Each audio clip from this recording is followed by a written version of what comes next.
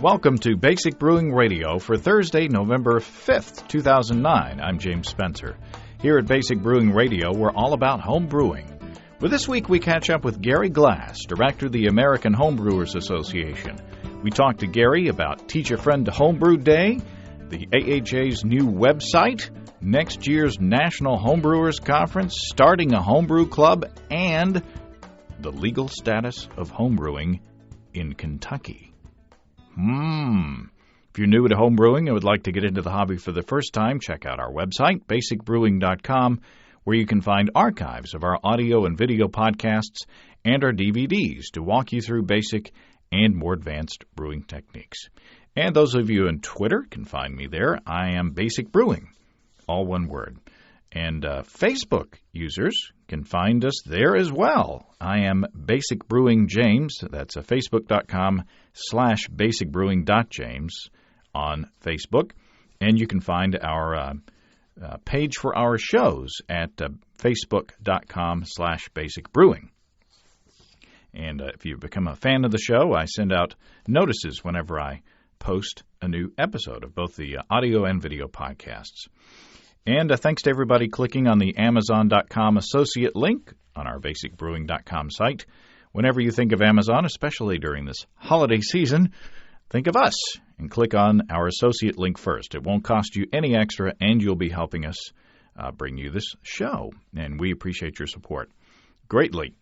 And we also have associate links for Brew Your Own magazine and the American Homebrewers Association on the site as well.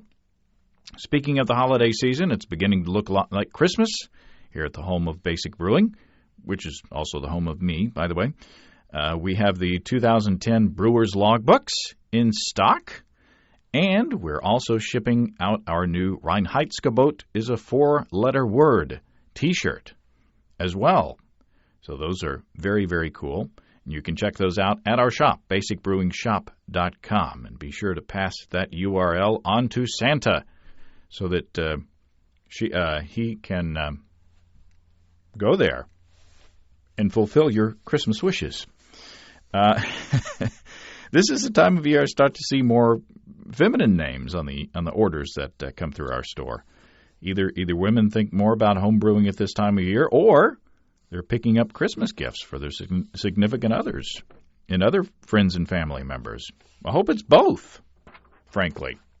And speaking of women homebrewers, I get a note from Gail Williams, who was a judge in the annual Queen of Beer homebrew competition that's hosted by the Hangtown Association of Zymergy Enthusiasts, or HAZE, of Placerville, California. And that competition, the Queen of Beer homebrew competition, took place October 24th. Gail says, "Thanks for helping spread the word on Queen of Beer. The event was yesterday," and I apologize to Gail for losing her email and not announcing this last week. Anyway, she says, "Thanks for helping spread the word on the Queen of Beer. The event was yesterday, and great entries came in from all over the country." Gail says, "I'm a relatively newbie judge, honored to be at this competition where there were at least 4 Grand Master judges in attendance. We have a real phenom and rising star with a repeat Queen of Beer. She's entered multiple Best of Show round beers several years in a row, and her name is Kelly Floyd. Kelly's from Colorado, and her beers, the ones that I got to taste anyway, were deliciously drinkable." Gail says, as the winners for all the categories were read, some of the assembled judges started laughing each time her name was mentioned and saying if she doesn't win overall, that would be a shame. But sure enough, she took the first place with her Oktoberfest. So thanks, Gail, for the update. And once again, apologize for losing your email last week. And congratulations to Kelly Floyd and all the other winners in the Queen of Beer competition. I told Gail that we need to work closely next year with HAZE to make sure that we mention the call for entries here on the show so that we can get more visibility for female homebrewers out there. Women are definitely in the minority in our hobby, and we need to get more involved. After all, more good homebrewers means more good beer, right? Continuing to look in the mailbag, Thomas dropped me a line. I have a few friends in the restaurant/tavern business, and when I asked them what they use to sanitize their glassware, they told me about Stearamine. One friend actually got me 2 bottles of these tablets, and I've been using them for over a year. They're great. You just dissolve or crush 1 tablet into 1 gallon of water, and they seem to work well. Thomas says, I've never read in any homebrewing books or magazines or internet pages about the use of this product in home brewing. Have you ever heard of any homebrewers using this? I haven't. Thomas included a link to the product's site. It's sanitize.com, and I don't have any experience with that product. Have you? Have you used Stearamine or know more about it or know any reason why we wouldn't want to use it for sanitizing homebrew equipment and such? Drop me a line and let me know. I am James at basicbrewing.com, or you can use the contact form on basicbrewing.com. And please don't forget to let us know where you are, Thomas. After seeing our Halloween episode of Basic Brewing Video, where Steve and I sampled a Belgian wheat brewed with Frankenberry cereal in the mash, Rob of Jacksonville, North Carolina, sent a recipe of his own. Rob says, this is a brewing staple at least once a year for me.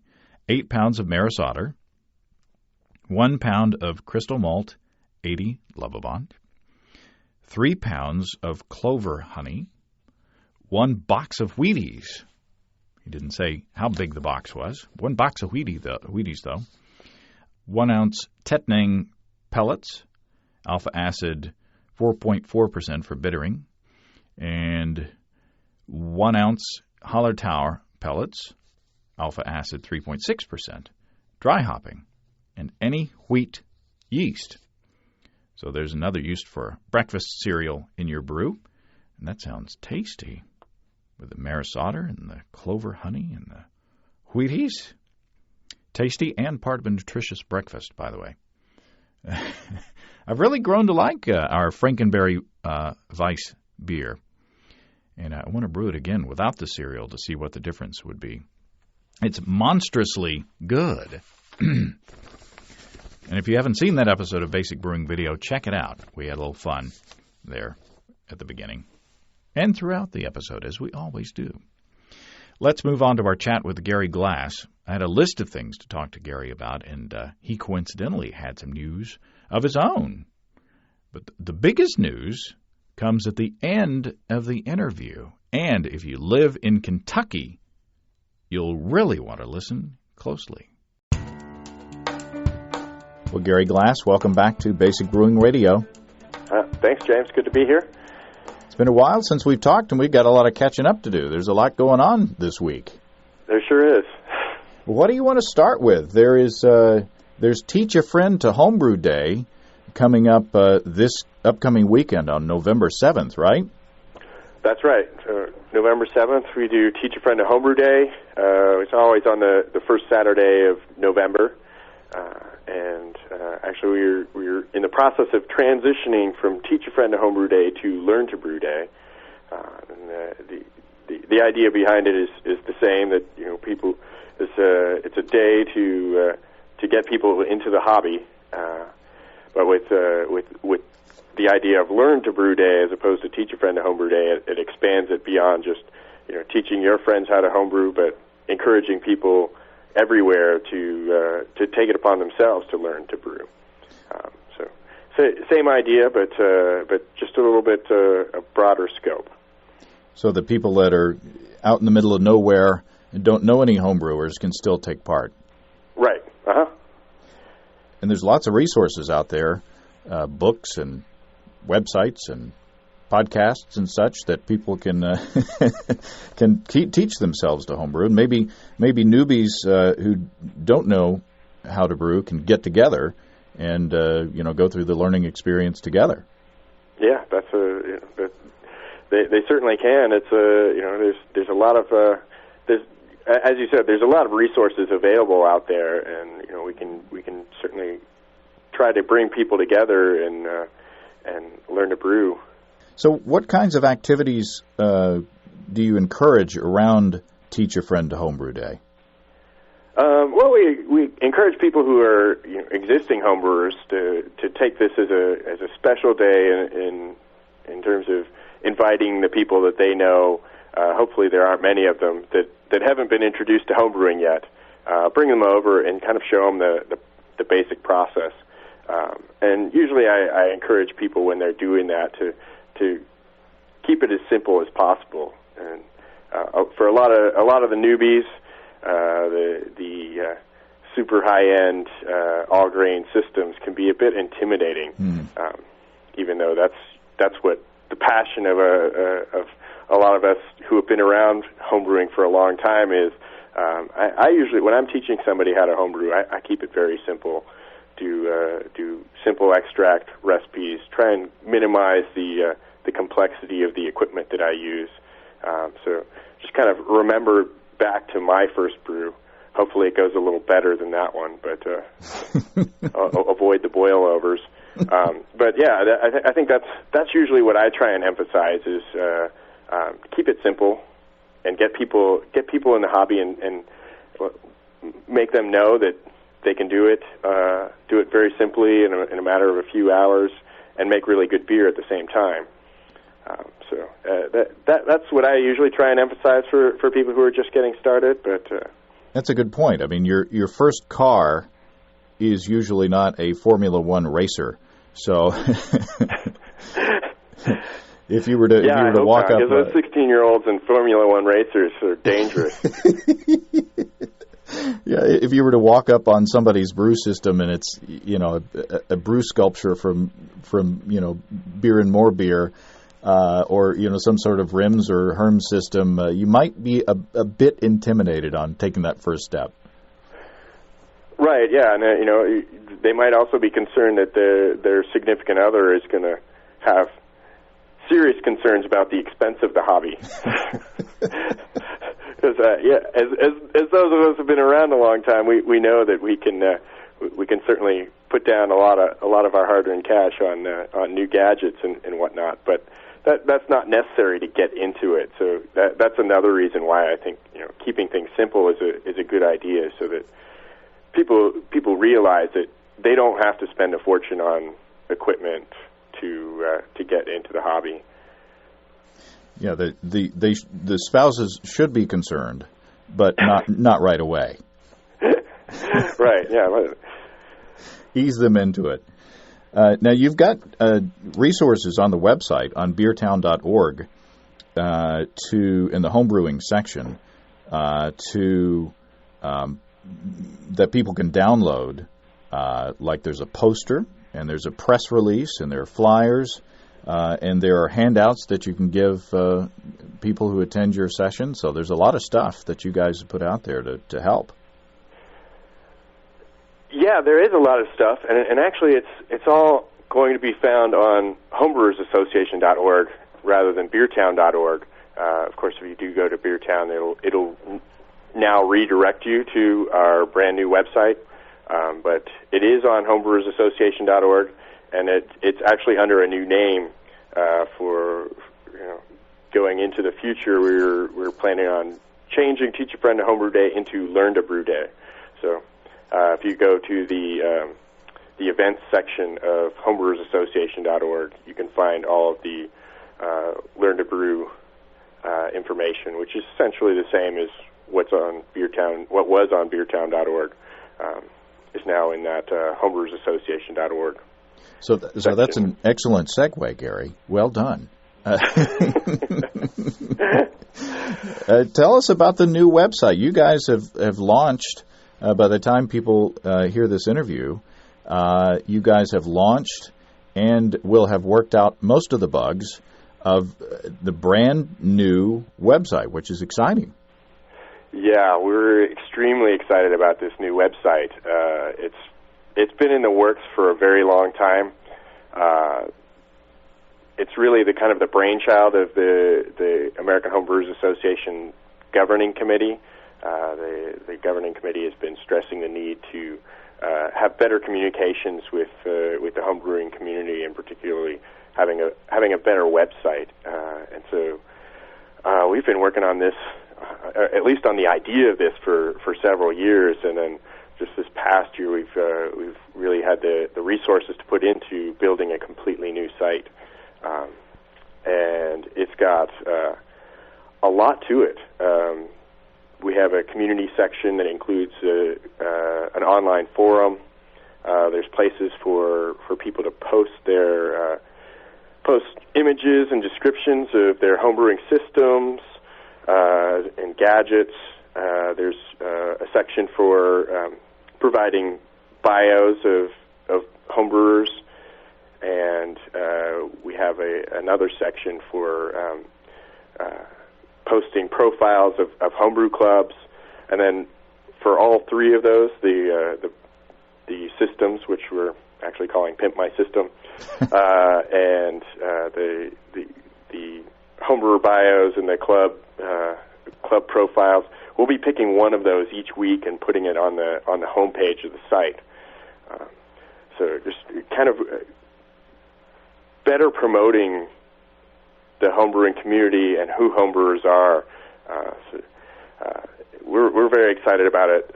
We've also got what we're calling the Homebrewopedia, which is a wiki for homebrewers, and it's a place where people can post their recipes, as well as it works just like Wikipedia, where people can post articles on brewing ingredients, on brewing equipment, brewing procedures, brewing terms.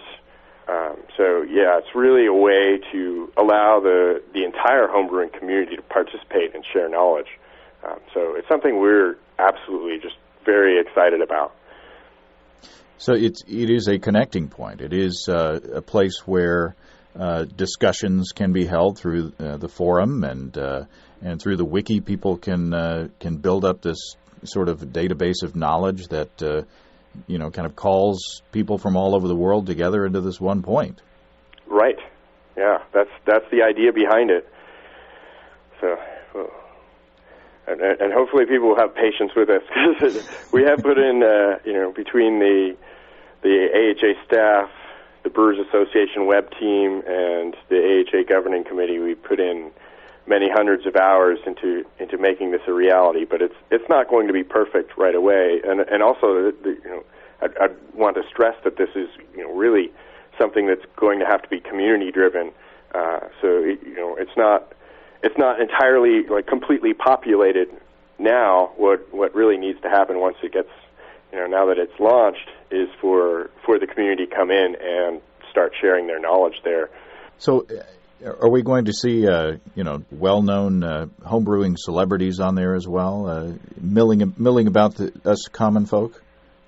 Absolutely, yeah. That's we certainly have the members of the AHA governing committee, which includes Randy Mosier and a lot of people that people are familiar with, like Denny Kahn, who's common on posts on a lot of the homebrewer forums. Just a lot of those types of brewer celebrities. We do have a couple of chapters from John Palmer's How to Brew book posted in our Let's Brew section, which is intended to provide resources for people to learn how to homebrew and advance to the next level. We're also hoping to at some point launch a guest expert section on the forum, where we'll bring in experts, and members of the AHA can post questions to those experts, and we'll get responses to that. Cool. Well, that sounds exciting. Tell us the website one more time. Homebrewersassociation.org. Cool. And by the time, like I say, by the time this is out there on the podcast, it will be up there and robustly functioning. That is certainly our goal.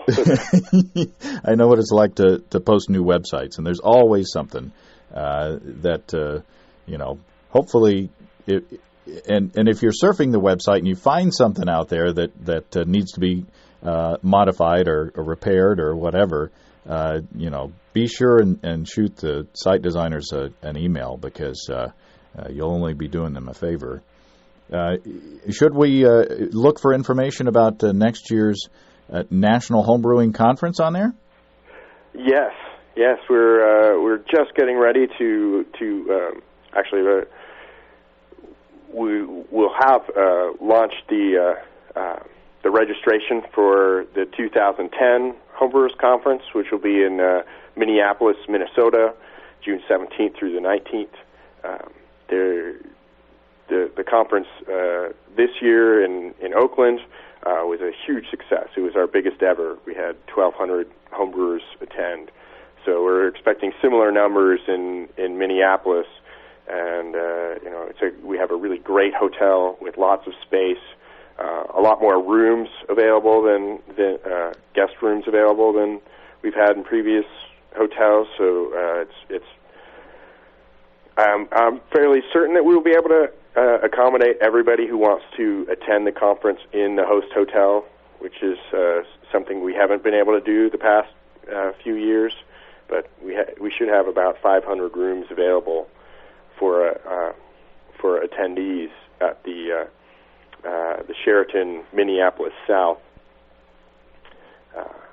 Definitely looking forward to it, and the local committee has been working hard on putting things together. We will have more information going up on the website as we have it, as we line up speakers and clubs and breweries for Pro Brewers Night. But this is going to be a great one. We've had a lot of interest in it, so I think that registrations are going to go pretty quickly, and I fully expect it to sell out as we did in Oakland. And Steve and I are planning on being there, and this will be our 5th. Is that right? We started out in Orlando. So there was, between here and there was Orlando, Cincinnati, Denver, and Oakland, right? Right. So you tend to bounce back and forth east and west across the country each year, right? Yeah, we make a concerted effort to try and move the conference around the country so that we can get to or make it convenient for homebrewers around the country to attend. And every year we bring in over half the attendees are new to the conference, but every year also close to half the attendees have been to a previous conference. So it really pays off to move it around. I tell people that if they're going to the conference for the first time, it won't be the last. Yeah. They're going to have such a good time that they won't be able to resist going to another one. Yeah, and the amount of knowledge that's shared in those things, and the amount of awesome, both commercial beer during Pro Night and homebrewed beer during Club Night and at the Hospitality Suite, it's just overwhelming. So hopefully not physically, but emotionally. Yeah. Take a notepad, because there's so much information around, and just the feeling of community. If you're not a member of a homebrew club and you go to something like this, it's just like you're talking to people who actually want to talk about homebrew. Yeah, and it really is an amazing event. You'll make friends at the conference that you'll have for the rest of your life as a homebrewer. If every time you go back to the conference, you'll see those same faces, and they're homebrewers, so they're friendly people. They're going to be interested in sharing not only their homebrew but their knowledge. It's really an amazing event. There's nothing else like it. I mean, you can bring 1,000 homebrewers all into one place from all over the country. Yeah. Yeah, and I'm happy that you guys were able to swing a larger venue this year. I'm a procrastinator by nature, and last year, and probably the year before, I waited, just a little while too long, and I still, the rooms were taken up like months in advance. People jumped on them, and I was on the waiting list and was luckily able to get in. But it's just in case, get out there and make your reservations and sign up for the conference for next year, because it is definitely worth your while. I would certainly reiterate that. I do anticipate that the registration for the conference will sell out. Yeah, that's a good point. I mean, even though there are enough rooms, we at the conference in Oakland, there were a couple of people, kind of hanging around the hallways and hoping to be able to get in on a late registration. So do not dilly-dally. But one of the reasons that I got in touch with you, Gary, is that I got a couple of emails recently on listeners asking how to start a homebrew club. And I looked on your website, and you've got a great page there on how to start and run a homebrew club. And so I thought I would call you up and pick your brain and kind of get that information out there to people. First of all, why would you want to start a homebrew club? I mean, if you're, homebrewers are kind of independent folks to begin with because they're doing their own thing. Why would they want to get together into an organization? I honestly think that homebrew clubs are really the lifeblood of the homebrewing community. It's not only a way to get together with kind of somewhat like-minded people who share our passion for homebrewing. It's really one of the best ways to improve upon your brewing, because at a homebrew club meeting, you're surrounded by people who have had experience in brewing, and you can share your beers with them, and they can tell you, pick up on any flaws that are in your beers and tell you how to fix those. It's really, you get this peer review of your brewing and shared knowledge. It's really I think the best way to improve your homebrewing skills. I mean, it's one thing to read something in a book, but it's something entirely different to have somebody to actually show you how to do it or explain to you, hey, I'm tasting this in your beer. You really need to watch for making sure you have a proper boil or whatnot. So, homebrew clubs are just a really great way to expand upon your knowledge, but have fun at the same time, because they're homebrewers, and as I said earlier, homebrewers tend to be very friendly and sharing people. So the homebrew club meetings tend to be a lot of fun, and you can learn a lot. A lot of clubs do bring in guest experts to speak at their club meetings. So a lot of knowledge to share and camaraderie amongst homebrewers. And you can taste other people's beers and maybe be exposed to styles that you wouldn't have had access to before. Maybe it's a style that's not made commercially, locally in your area. Somebody makes a good example of a style, brings it in, and a light bulb goes on over your head. Sure, yeah.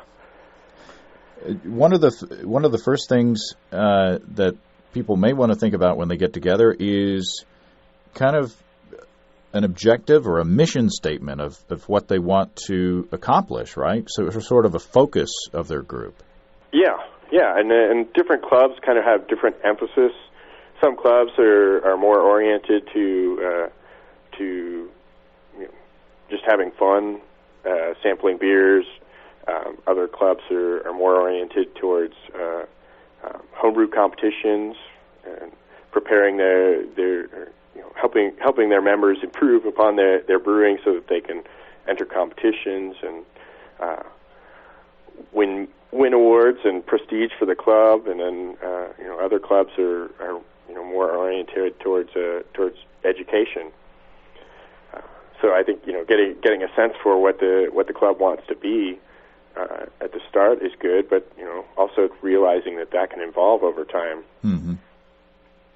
And one of the funner things to do is to figure out a name for your club, and and that's one of the funnest parts of club night is seeing all the different names that people have chosen, and it seems like coming up with a name that is, like for instance, the local homebrew club here in Northwest Arkansas is Fayetteville Lovers of Pure Suds, Flops. So you've got the what is that? It's not an anagram. What is that? An acronym. Acronym. That's it. Excellent. Very good, Barry. Yeah, and coming up with there are a lot of good acronyms out there, and some perhaps not so great. But yeah, something to think about when you're naming your club. There are several clubs out there already that have acronyms like hops and malt. So the more creative, the better. But you might want to think twice about doing something that may be offensive when you're coming up with those acronyms. It might sound funny at first, but not always such a great idea.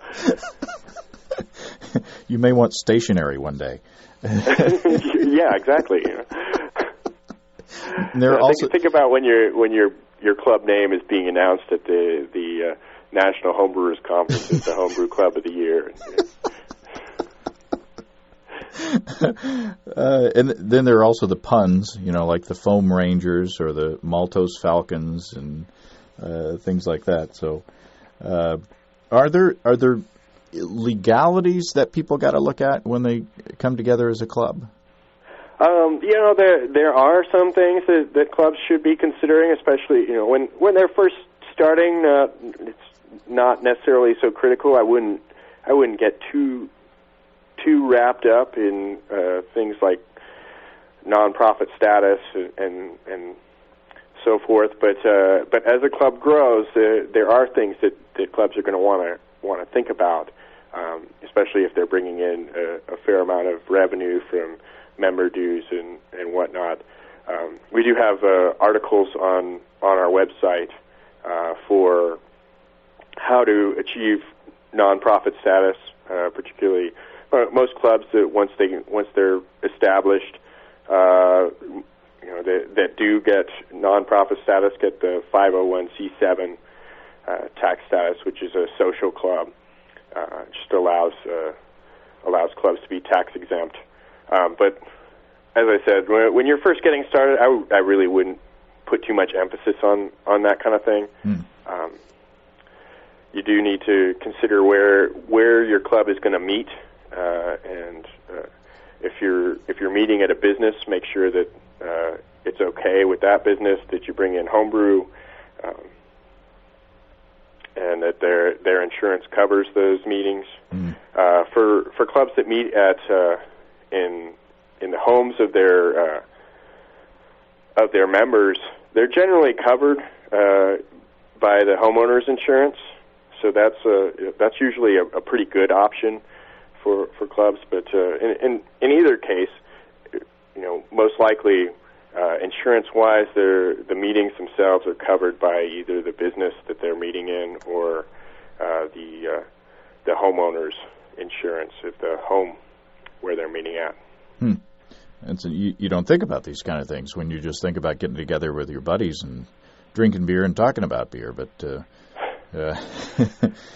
right, and that's really it becomes more critical as the clubs grow. So it's something for somebody who's just getting started, good to be aware of for down the road, maybe a few years. But I don't for a small club that's just getting started. That's really not the most important issue.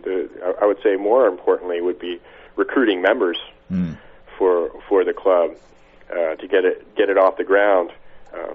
If there's a local homebrew supply shop, it's a good place to advertise and talk to the shop owner and try and get them on board with supporting the club. A lot of shops will, if they can, they sometimes offer their space for club meetings. A lot of homebrew supply shops offer discounts for local homebrew club members. Yeah, it seems like that's an excellent target market for the homebrew shop to get involved with.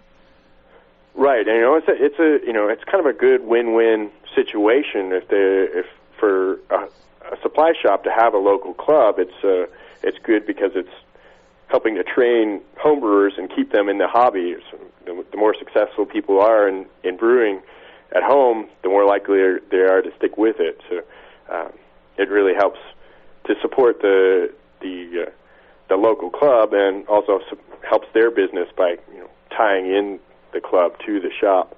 Now, you mentioned a nonprofit status. Should they collect dues, and why would they need to collect dues?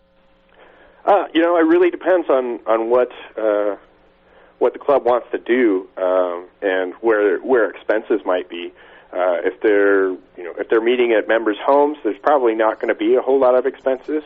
Although they might want a club might want to use member dues to pay for food for club meetings, or to cover the cost of a monthly brew to serve at the club meetings.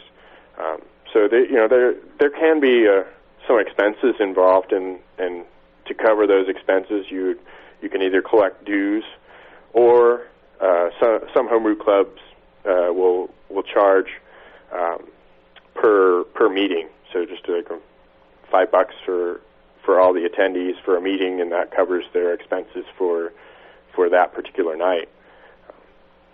Yeah, you may want to buy cups and napkins and just the various things of putting on a gathering, but you also could get creative and buy ingredients. If you want to do like a club test brew or something, you could pool the club's resources and buy ingredients for the brewers. Or there's any number of things that you could do. Sure, and the AHA has we do bi-monthly club-only competitions. So these are competitions that every AHA registered club can submit an entry to the competition, and it's a particular style. So it's an opportunity for a club to really focus on brewing a particular style, what characteristics those styles have, and so to get their members to brew all the same style, and then they can evaluate them and then submit them to the competition, and then the winners of the club only competition earn points for their club towards the homebrew club of the year. Oh. So what other advantages would there be to having the club be officially registered with the Homebrewers Association? Well, we have on our website, we have a section where you can search for homebrew clubs. So if somebody is in your area and doesn't know about the club, they can search by state or by club name to help find your club. It also gets you on our for clubs that are registered with us. We can then contact those clubs, give them updates on things that are going on events that we're hosting, like Learn to Homebrew Day, so that they provide them with an activity for their clubs. So it really just kind of ties them into the broader community. And registering the club is free. It's just a means of letting us know that they exist, so we can promote the club to the rest of the homebrewing world.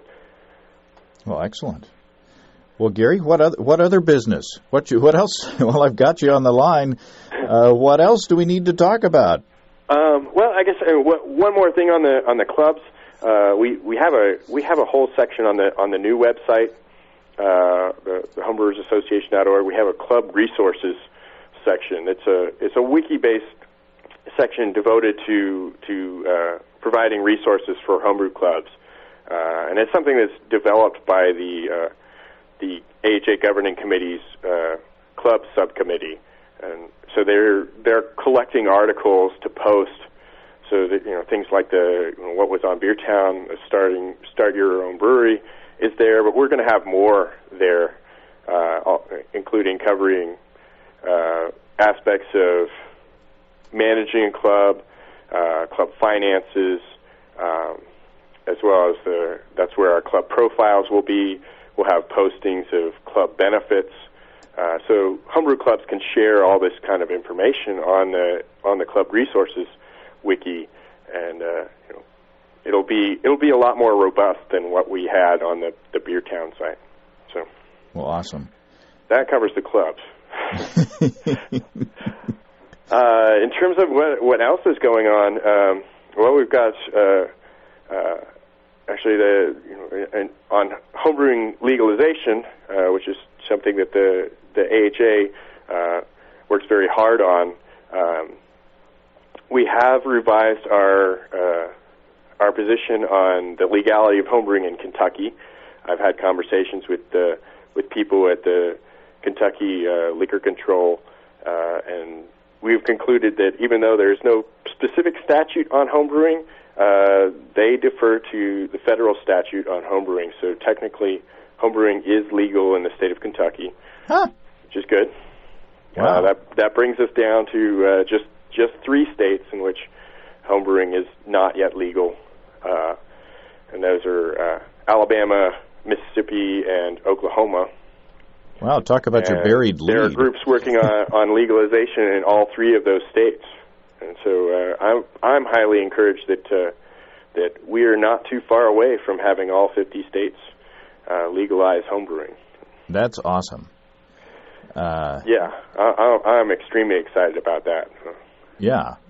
Like I say, talk about your buried lead to the story here. That's incredible. So Kentucky, basically by default, since they don't have a law against it, it's legal. Yeah, and it's interesting, and in most states, the way that homebrew laws work is that there has to be an exemption to the existing law requiring licensing to avoid taxation and allow people to basically brew at home without having to have a license and pay taxes. In Kentucky, the language in the laws for licensing isn't quite the same, and it's much more specific to running a business. And so, as long as you're not selling your homebrew, it's not the existing laws don't really apply. And so, as a result, they just defer to the federal statute on homebrewing, which allows you to brew up to 100 gallons per person or 200 gallons per household. So that's good. And speaking there of, there are some caveats in that they don't really, because of the language of their liquor laws. Serving homebrew at a club meeting is not necessarily legal. So it's not an ideal situation, but at least there's no, at least it's not against the law to brew beer at home. Yeah, speaking of that, you bring up a good point. Check if you're starting a club. Be sure and check the legalities in your area. And somebody sent me an email with a link to a newspaper article of a homebrew club at a college, and I'm not going to remember where it was, but they got in trouble because they were actually selling their homebrew. Yeah, that was in Ohio. Yeah. I think that happened about a month or so ago. What happened? That was a very unfortunate incident.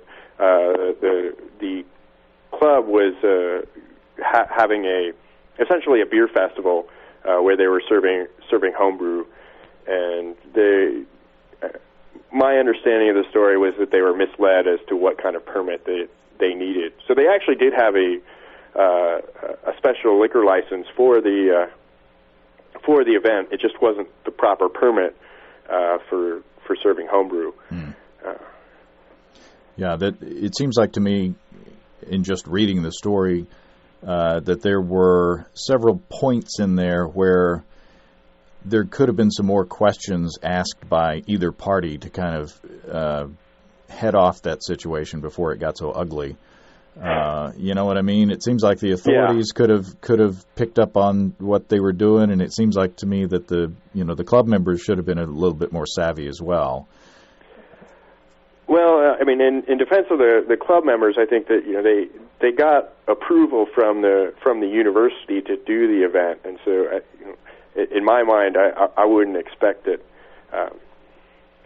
your average homebrewer to understand the nuances of liquor laws, but the university, I would think, would be a bit more understanding of what has to happen in order to allow serving of alcohol at a public event on university grounds. Mm-hmm. But yeah, certainly there is it was just an unfortunate incident all around, but at least they got a lot of media coverage for homebrewing. A little more exposure for homebrewing at that university, for sure. Yeah, it's just unfortunate that kegs of beer got confiscated, and I guess they were doing a demonstration on homebrewing, and the wort got poured out, which is was not necessary at all. That's what I heard. Yeah, that wasn't illegal at all, as far as I'm know. Right. The brewing demonstration there's nothing illegal about that. They hadn't even they hadn't even pitched any yeast, so there was no alcohol involved in that. Yeah. Yeah, it's just. Certainly that was a rare case. I've really never heard of anything quite along these lines before. And hopefully we won't again. Yeah, absolutely. But your point about knowing the laws is a good one, and we do have posts of statutes and explanations of the statutes regarding homebrewing on our website. So if you go to the government affairs section of homebrewersassociation.org, you can find the laws for your particular state. Well, excellent. Well, Gary, I appreciate your time, and I hope to talk to you soon. And if not, I'll see you in June in Minneapolis. Yeah, well, I certainly hope we get to talk before then, but it's always a pleasure. Thanks, James. So how about that? Congratulations to all of our Kentucky listening homebrewers. We're now down to 3 states in the country where our beloved hobby is not considered legal, so there is still a lot of work to be done. But you guys are still making progress, and we have our fingers crossed for Oklahoma, Mississippi, and Alabama. I've always said the most important question a reporter can ask is there anything else we haven't talked about that you think is important? And that's a perfect example. Thanks again to Gary for taking time out of the recent snowstorm out there in Colorado to chat with us. And if you click on the AHA ad on our Basic Brewing site, you can join the association and help support this podcast as well. We appreciate everybody who has done that. If you have brewing questions, show suggestions, or just want to say howdy, write to james@basicbrewing.com or just fill out the contact form on basicbrewing.com. And please don't forget to tell us where you're from. Our 2010 Brewers Logbooks are in the house and shipping out to yours. We've also got our new Reinheitsgebot is a 4-letter word shirt on our shop as well. They're going out the door, too. People seem to like the green more than the Vegas gold. I like them both. Check out our homebrewing DVDs, Introduction to Extract Homebrewing, Stepping into All Grain, Low-Tech Lagering and Decoction Mashing, and Introduction to Wine Kits. We've got combo deals to save you a few bucks if you want to buy more than one DVD at a time. And you can see a listing of the fine folks across the country who sell our DVDs on basicbrewing.com. And if there isn't a vendor in your area, you can order them online in our online shop at basicbrewingshop.com. And thanks to everybody who's continued to click on our Amazon.com link. We appreciate the support there. Our featured products this week that were purchased through the link are The Best of Elvis Costello, the first 10 years, and Whammo Snow Boogie Ripper. Thanks again, everybody. And remember, can't tell who bought what, so no worries there. Just click on the Amazon.com logo on our site the next time you feel like Amazon shopping, and we appreciate your support. And there is, once again, a link to the American Homebrewers Association on our site, as well as a link to Brew Your Own magazine as well. That's all until next week. Until then, thanks for listening, everybody. I'm James Spencer. Production help for Basic Brewing Radio and our website is provided by Kelly Dodson, our man in Austin. Basic Brewing Radio is a production of Active Voicing. We'll talk to you next time, everybody. So long.